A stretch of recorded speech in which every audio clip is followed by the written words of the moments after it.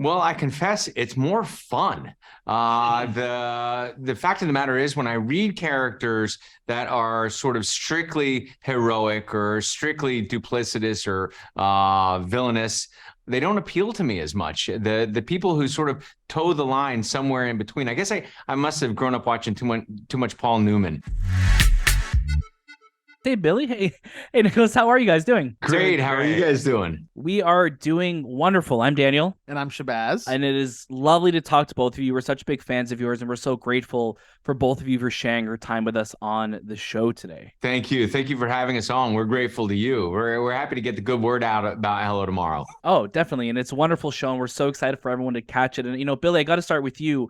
Your character, Jack, is so charming and cunning, which you always play so wonderfully. And I'm just curious, is that a type of character that you feel more natural to play, or is this something that you seek out? Is this something that you look for in a character? Well, I confess it's more fun.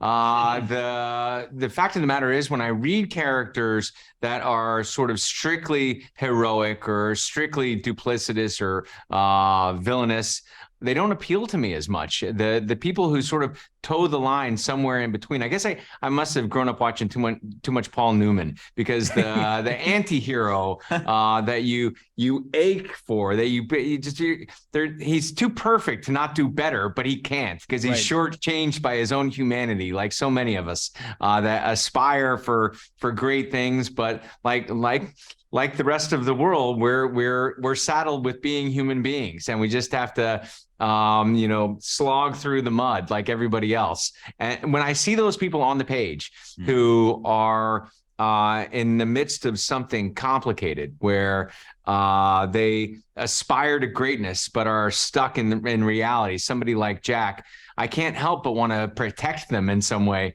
by giving a complex performance like the ones that Amit and Lucas are demanding from Jack. Are you drawn to those kind of characters? Am I drawn to those? Yeah, you just played Mercutio in something, and that is the part in Romeo and Juliet. Romeo, sorry, but he's got like one or two sides. Mercutio. Jamie Ward is great, but yeah, Mercutio is pretty amazing, because you have a secret. You always have like a little something to yourself. You've got something in your pocket that could change the scene, and you never take it out. Got you. Well, and on Hello Tomorrow, I had to have a board up in my apartment to keep track of all the stories that he was telling to different people. So as they were revealed in time, I made sure that I could clock who knew what when.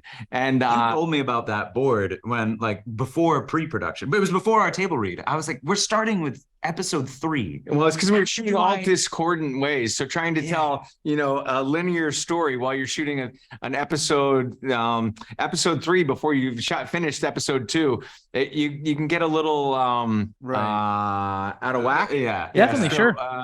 Keeping track of it visually is very helpful. But that's it's a gift to have those kinds of parts as an actor. So anytime I get a chance to do that, it is revelatory, and it is I feel profoundly grateful for. And it absolutely works, because I almost bought a piece of the moon right after watching the show. Outstanding. So thank you for that. And I gotta ask, would you guys want to live on the moon? And Nicholas, we'll start with you. Oh, would I want to live on the moon? A wrap gift I got from the showrunners, from Amit and Lucas, was an acre of land up on the moon from a website that I don't know if that's real or not. And congratulations. I'm sure it is.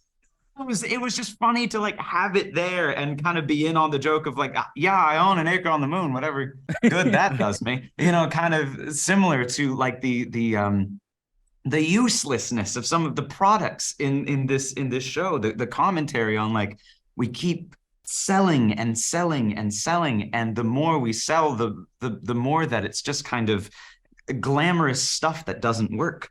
But not that, look, the moon, if it had a few more trees and a little bit more water, and a Marriott Residence Inn. Hey, don't tempt me with a good time.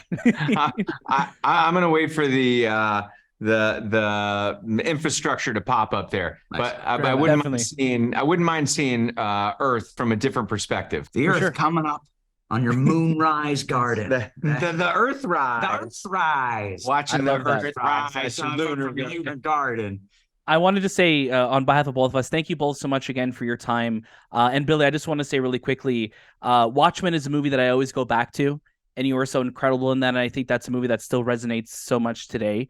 So thank you for your incredible performance in that, and I really hope we get to see you in the DC universe again someday. Well, speaking of naked inscrutability, Dr. Manhattan right there. Hey. Yes. It's a great part of somebody who is hard to read. Yeah. Well, thank you. I hope to be back someday too. Thank you guys so much. Take care. Take care. Support for the movie podcast is brought to you by Manscaped, who is the best in men's below-the-waist grooming. Their products are precision-engineered tools for your family jewels. Manscaped's Performance Package, the ultimate men's hygiene bundle.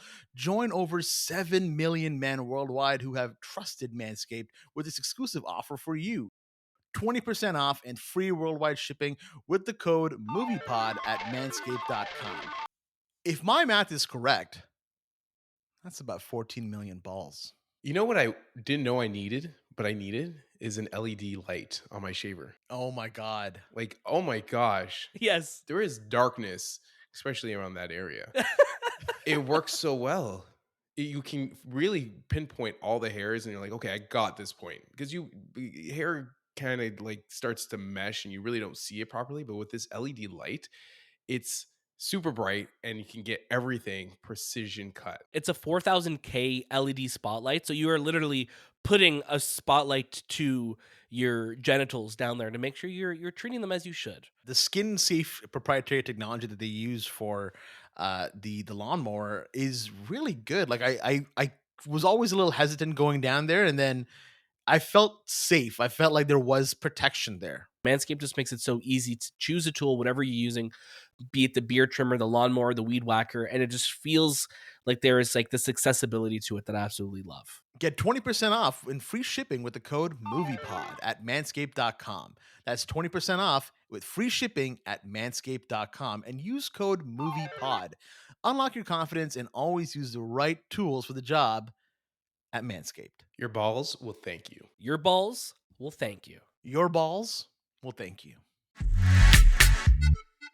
I mean, ultimately, I've been watching the show as a fan, if I'm being honest. I was a big fan of the game, and I'm familiar with the game. So, coming into this, I was sort of just like, wow, this is amazing to be a part of. But also, I'm going to be watching as a fan, because I was only able to read episodes 4 and 5. I didn't read 1 through 9. So there's a lot that I still don't know, that I'm aware of, but I still don't know. There's some changes and things that I was just unaware of. So I'm still watching as a fan. But yeah, I mean, just really anxious about it, hoping that people kind of resonated with my performance in the episode and the relationship with Henry and Sam, because, we built a really nice bond between one another. And I really just hope that it translated on screen and people felt that.